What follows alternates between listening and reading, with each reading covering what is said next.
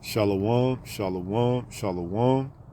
All praises to the Most High, Yahawah, Bahashem, YAHAWASHI, which is to say in the Paleo Hebrew, Yahawah, the name of the Heavenly Father, meaning He is, Bahashem, meaning in the name, YAHAWASHI, meaning He is our salvation. The reapers, okay? And when you go into that word reap, that means to, gather up, to reap something. So it says, and I looked, and behold, a white cloud, and upon the cloud one sat like unto the Son of Man. Now we know who that Son of Man is. That's speaking of Yahawashi. So it says, and I looked, and behold, a white cloud. That white cloud is speaking of is the chariot that Yahawashi is coming in, which would be classified today as a UFO. So it says, and I looked, and behold, a white cloud, and upon the cloud one sat like unto the Son of Man, having on his head a golden crown. Now that golden crown represents authority, rulership, So it says, and in his hand a sharp sickle. Now that sharp sickle, that's judgment. That's going to be used for correction, You use a sickle, which is like a sharp instrument to, cut off things. Like if you have like a tall grass or wheat or whatever, you would cut it with a sickle in the days of old, because they didn't have like things we have like lawnmowers right now, so they would have to use a sickle. That's like a thing the farmers use to harvest, certain crops with. They would cut it off, the harvest, the cut, when it reaches its plateau. They would use a sickle and come and cut it off, and harvest it. So it says, where were we at? In his hand a sharp sickle, and another angel came out of the temple, crying with a loud voice to him that sat on the cloud, which is Yahawashi, thrust in thy sickle and reap, to cut, to gather. Thrust in thy sickle and reap, for the time is come for thee to reap, for the harvest of the earth is ripe. Now this is coming off of those who have taken, the mark, spoken of in Revelation, the 13th chapter, the 16th verse, okay? So now the time is ripe because these individuals have taken that mark. And this is spoken of a few chapters up in Revelation, the 14th chapter, the 9th verse. So now the time is ripe. So let's read that again. And another angel came out of the temple, crying with a loud voice to him that sat on the cloud, thrust in thy sickle and reap, harvest, for the time is come for thee to reap, for the harvest of the earth is ripe. And we know the harvest of the earth, speaking of those who have taken the mark in their right hand or in their forehead. The time is ripe now. And he that sat on the cloud thrust in his sickle on the earth, and the earth was reaped. And another angel came out of the temple which is in heaven, he also having a sharp sickle. What is these temples? They are the temples that are in heaven, the chariots. You see? These temples are in heaven. They are what? What we would classify today as UFOs, but spoken of in the Bible as chariots. So it says, and he that sat on the cloud thrust in his sickle on the earth, and the earth was reaped. And another angel came out of the temple which is in heaven, he also having a sharp sickle. And another angel came from the altar, which had power over fire. You see? And what is the altar used for? Sacrifices. So you're going to get blood when you make a sacrifice on the altar. So these are all ways to use to describe the chariots. And what does it say? Which had power over fire. And these chariots are going to be able to shoot out laser beams of concentrated heat like fire. So it says, and another angel came out from the altar which had power over fire, and cried with a loud cry to him that had the sharp sickle, saying, thrust in thy sharp sickle, and gather the clusters of the vine of the earth, for her grapes are fully ripe. Now we know these grapes that are fully ripe are those that are speaking of Basra, the so-called, white race, the self-proclaimed white race, which are known biblically as the Edomites.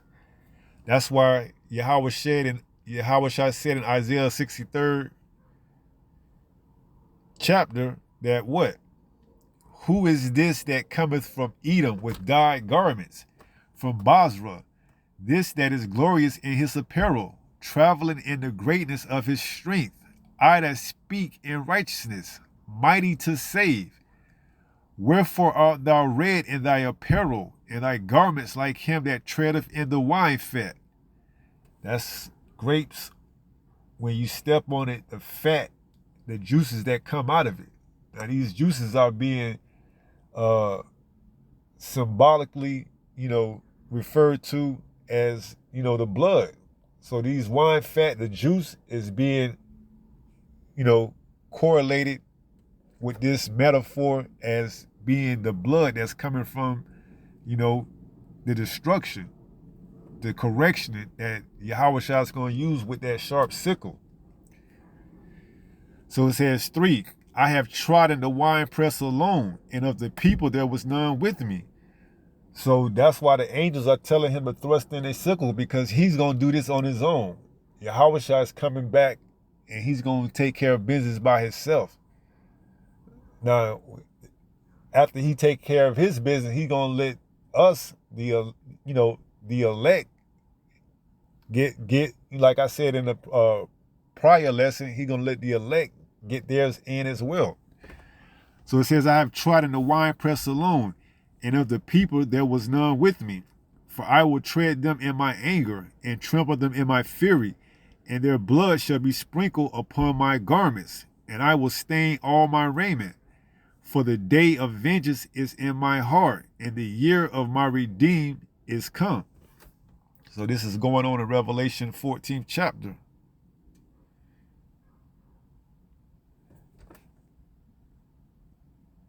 Back at verse 18, and another angel came out from the altar which had power over fire. So we know that this angel that's coming out, he's coming out of the altar, which is this chariot. It had power over fire, because these chariots are going to be able to shoot concentrated laser beams, which is fire. So it says, and cried with a loud cry to him that had the sharp sickle, saying, thrust in thy sharp sickle, and gather the clusters of the vine of the earth, for her grapes are fully ripe. That's right. So these grapes are fully ripe because what? They have taken the mark. They have did what they're supposed to do. They have implemented the mark. They've taken the mark, and now their grapes are fully ripe. And those who, join hands with them as well. So it says, and the angel thrust in his sickle unto the earth, and gathered the vine of the earth, and cast it into the great winepress of the wrath of the Most High. Now we just read that winepress, which was that wine fat, in Isaiah the 63rd chapter. And also when you go up to Revelation, the 9th chapter, in the same exact 9th verse, in the same exact chapter, it says, and the third angel followed them, saying with a loud voice, if any man worship the beast in his image, and receive his mark in his forehead or in his hand, the same shall drink of the wine of the wrath of the Most High, which is poured out without mixture into the cup of his indignation. And he shall be tormented with fire and brimstone in the presence of the holy angels and in the presence of the Lamb. So this is what we're reading right now down here in Revelation 14. And we started reading it at the 14th verse. Now we down to The 19th verse where it says, and the angel thrust in his sickle into the earth and gathered the vine of the earth and cast it into the great winepress of the wrath of the Most High. So these are these are the grapes that are ripe for the harvesting because they received the mark. Now, one might ask themselves, what about those who didn't take the mark? Well, there's a specific outcome for them as well, because you're going to have heathen nations that don't take the mark, and their outcome is going to be, what? Let's go there and read that. Psalms 149, and let's just go down to the verse. And it says, let's go up one verse to 7. It says, to execute vengeance upon the heathen and punishment upon the people, to bind their kings with chains and their nobles with fetters of iron. So those nations who don't, and those nations and those people who don't receive, the mark in their right hand or in their forehead, they're going to be bind with chains and the nobles with fetters. So the nobles represents the regular people. Now, the kings represent those up in higher authority. So, you're going to have certain Edomites, that don't receive this mark. And then you're going to have, certain other nations that don't receive it as well. And not only the ones up in higher status, but down to the lower status as well, because they're going to, see somehow, some way to be fit to go without taking this mark. And that's because they're going to fulfill this prophecy right here, that they're going to be taken into slavery as well. Because you see, they're going to rebuild their nation through what the people know today as reincarnation, but the Bible calls it regeneration. So through them not taking the mark, is going to preserve them to be, preserved for slavery. And then through slavery, they're going to rebuild their nation by procreating. Those that were trodden down in the winepress are going to come back through their nation, through those Edomites that didn't receive the mark, and were able to be taken into captivity, into slavery. So it says to execute vengeance upon the heathen and punishments upon the people, to bind their kings with chains. This is speaking of when we gather their kings with chains and them going into slavery, and their nobles with feathers of irons, as well as the everyday average Joe walking around here with a 6-pack, who somehow felt like they can, make it through everything outside of Babylon, because we know Babylon the Great is going to be destroyed, man. There's not going to be nobody left here in America, but other nations and throughout the rest of the world, you're going to have certain individuals that was able to make it out, but they was preserved to go into this prophecy right here, which was to be what? To be bind with chains and their nobles with fetters of iron. So the regular Joes up into the higher upper echelon. So they're going to all be taken into slavery as well. Pursuant to Revelation, those who lead them into captivity should be taken into captivity. Those who kill with the sword should be killed with the sword. Here's the patience of the saints. So going back to Revelation, 19th chapter, 14th chapter, 19th verse, So it says, and the angel thrust in his sickle into the earth and gathered the vine of the earth and cast it into the great winepress of the wrath of the Most High. Now we read that in Isaiah 63rd chapter, verse 1 on down to about 4 and 5, and then we read it also in Revelation 14, the 9th chapter and the 10th verse. And it says, and the winepress was trodden without the city, and blood came out of the winepress. See, so when you step on grapes, in the wine press, you get the juices. And like I said, the juices represent the blood. So now that the wine press is trodden on without the city, It says, and blood came out of the winepress, even unto the horses' bridles. So you can imagine, the horses' bridles representing the nose of the horse. That's up all the way up into the chariots. That's how much blood is going to be shed. And the chariots, they fly high. So just imagine, and we're going to get the measurement in a little bit, but just imagine if all the blood shed, if you laid it out, it's going to be able to reach all the way up into, the heavens. It's going to be a lot of blood shed in these days when the angels come, speaking of when YAHAWASHI come back with that sharp sickle in his hand. So it says, and the winepress was trodden without the city, and blood came out of the winepress, even unto the horse's bridle, by the space of 1,600 furlongs. And when you go into a furlong, it's roughly 600 feet. So 1,600 of those is roughly 960,000 feet. So if you stretch that out, man, that's a lot of blood that's going to be shed, man. So, the reapers are coming. It says in Jeremiah 16 that what? Let's go there. Jeremiah 16, verse 16.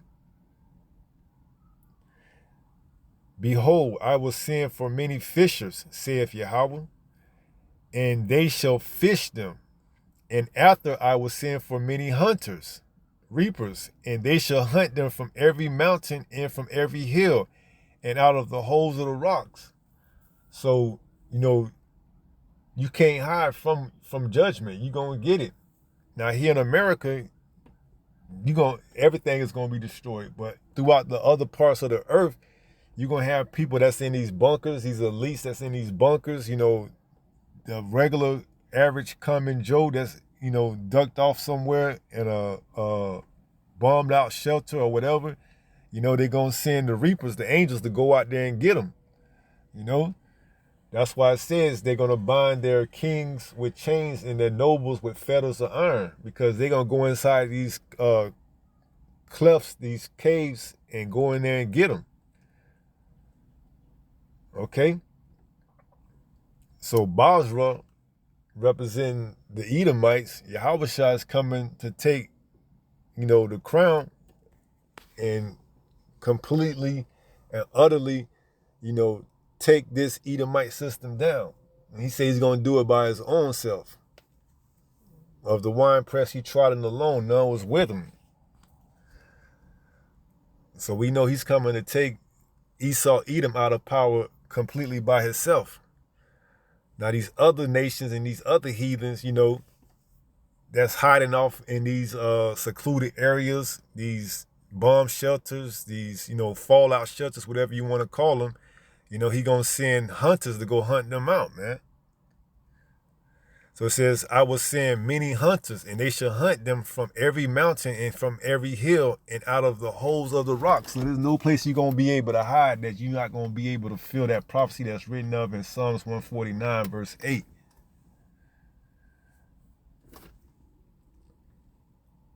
Going back to Revelation 14th chapter and the 20th verse, and the winepress was trodden without the city, and blood came out of the winepress, even unto the horse's bridle.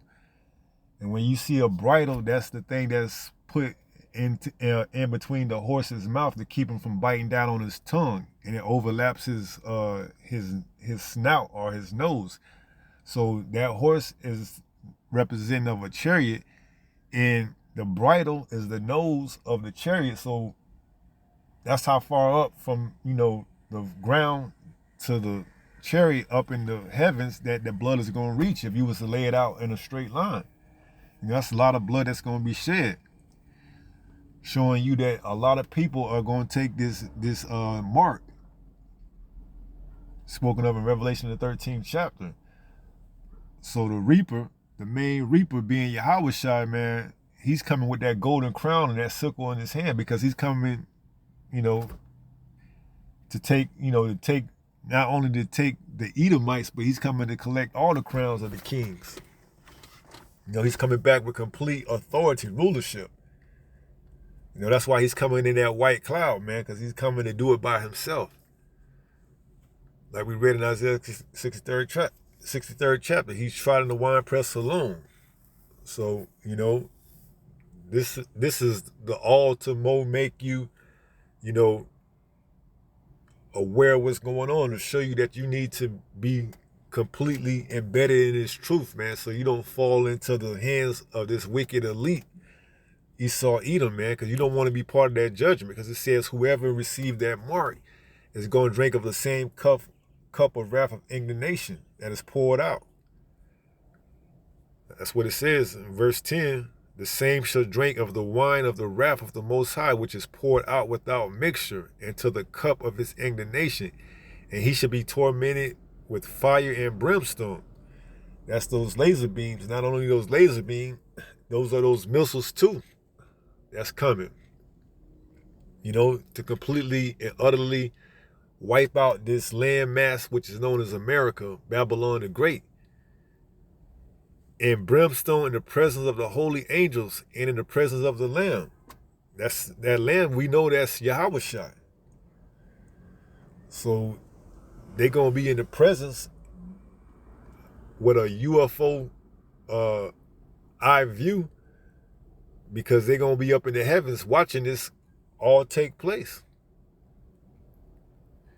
And you want to pray that you part of the elect, so you receive that salvation and be beamed up into the chariots right when those missiles are coming. So you don't have to be part of this cup of wrath of indignation. So that was it, on the reapers, man. YAHAWASHI being the reaper, the one that's coming to, do it by himself. So let's go ahead and close out of 1 Peter 5 and 8, and let's take it from there. 1 Peter 5, verse 8. And it reads, be sober, be vigilant, Don't fall into the ways of this world, man, and fall out of this truth, Continue to be sober. Look for the times that we in. Look and measure them diligently. Know that we getting close. Be vigilant. Watch, Don't just say you doing the work, watch. Know what time it is. Don't fall into, this trap, man. Esau Edom trying to get everybody to, lower their guard down so that they can't see the imminent danger that's right around the corner. Look what he just came out with, that he just found the killer of Tupac's death after 27 years, man. This is how he throw people off. So he can, put other things into play without you seeing it. On the midst of a government shutdown, all of a sudden they find the killer of Tupac 27 years later. Those are telltale signs that this man getting ready to do something, man. Be sober, be vigilant. Know that none of these things are just happening by happenstance, man. They all leading to something. And we in the truth and we in the faith believe that this is the time that it's leading to. So we continue to be sober and we being vigilant. Because what does it say? Because your adversary, the devil, as a roaring lion, walketh about seeking whom he may devour. If he can get you talking about this and not being worried about that, then when that happens, then you be caught off guard, then by all means necessary, he done his job. Now you got to rely on whatever it is that he's telling you, because you lost in the sauce. And especially if the famine of the word hit, then you completely out there on your own, naked and afraid and in the dark. So, continue to be sober and be vigilant, man. And, pray that the Most High show mercy and keep the Holy Spirit on you to guide you throughout these times that we get ready to come into. And if it be the Lord's will, he keeps you under that hedge. So with that being said, I pray somebody was able to get something from this. And if it be the Lord's will, until the next time, stay strong, stay in the faith. We almost home. Shalom.